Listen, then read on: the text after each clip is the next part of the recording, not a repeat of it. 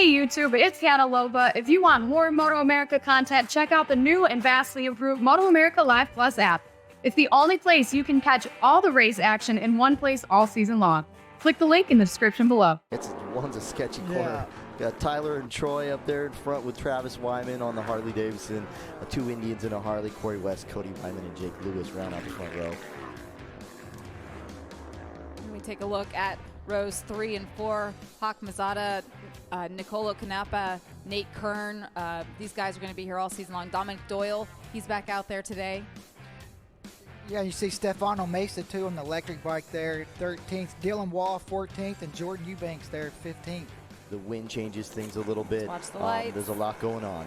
They're out, and we are underway. We are racing for race number 2 of the Mission Super Hooligans.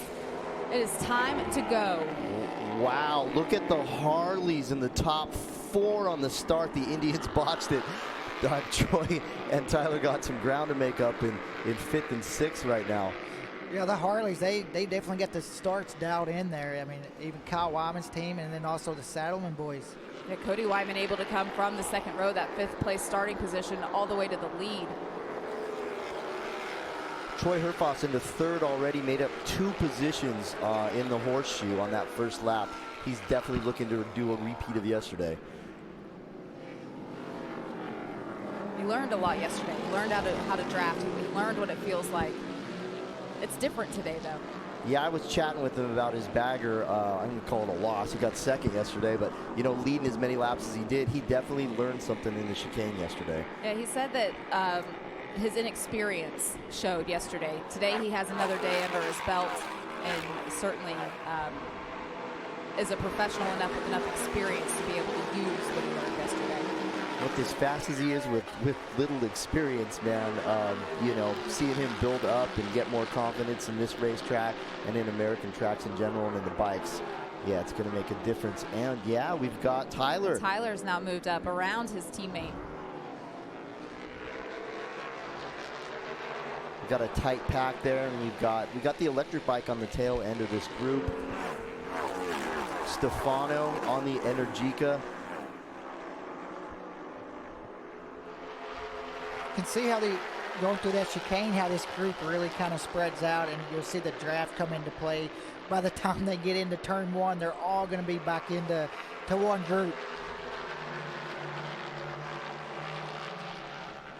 Moving around a little bit on the banking, seeing if he can't break the draft of the guys behind him.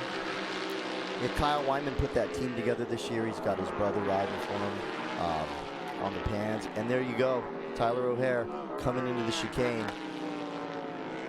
taking the lead back. We'll see if he can hold it across the stripe, but he wants to give it a run. I mean, we got a few laps to go, but he wants to give it a run coming out of the chicane and see what he's got, see if he can lead this thing and lead across the stripe, which is going to be a tall order. Yeah, I think he knows now. That was kind of a little bit of a rehearsal on the last lap. If he's going to lead out of the chicane, he better have a pretty big gap.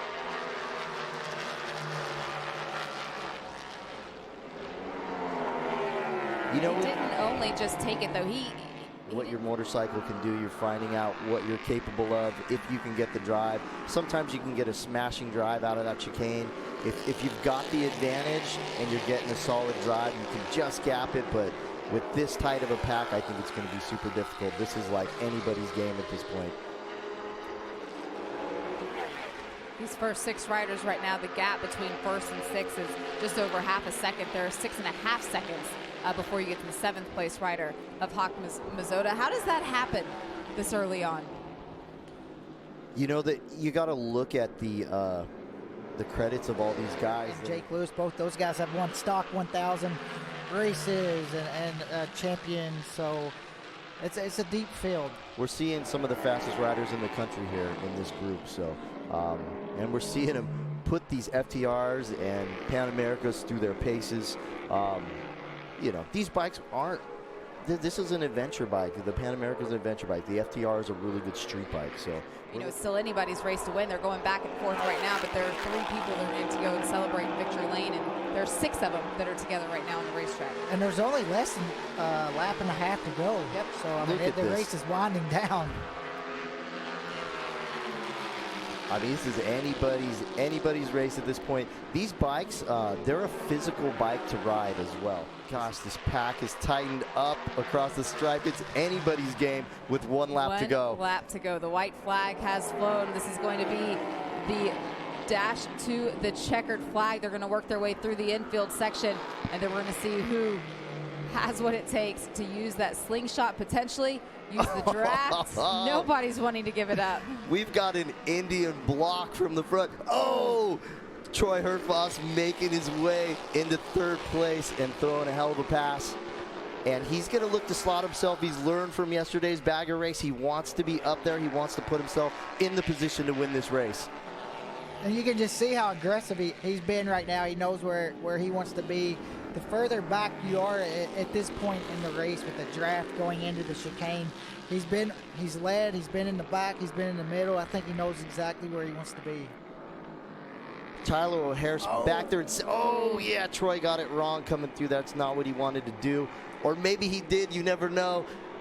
He learned something yesterday. I don't know if he wants to be back in 5th and 6th right now. But Harley-Davidson, with its first opportunity to win a Daytona race in Super Hooligan right now, and it's looking good for them.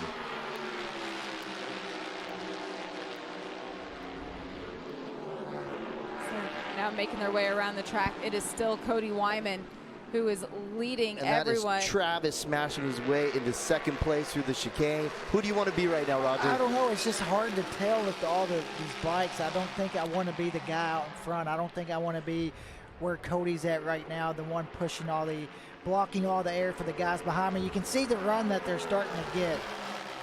This is anybody's game. Troy making his way to the front from 5th place. Is he going to be able? No, he's not.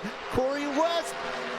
Oh! A dash to the checkered flag and Corey West. Wow. Corey West making up for last year's DQ at the same racetrack, wins his first Super Hooligan National at Daytona. Harley-Davidson taking their first Super Hooligan win at Daytona as well. It's amazing to me how Cody almost was able to hold those guys off. That's an incredibly tight pack coming across the hitting their marks, but also trying to play a strategy, and it's going to change lap after lap. You know, like Jake Lewis talking about, he wanted to be 4th, but he was 5th, so you got to think of a new strategy right away. Well, you heard Roland say it was the first win in Super Hooligans for Harley-Davidson.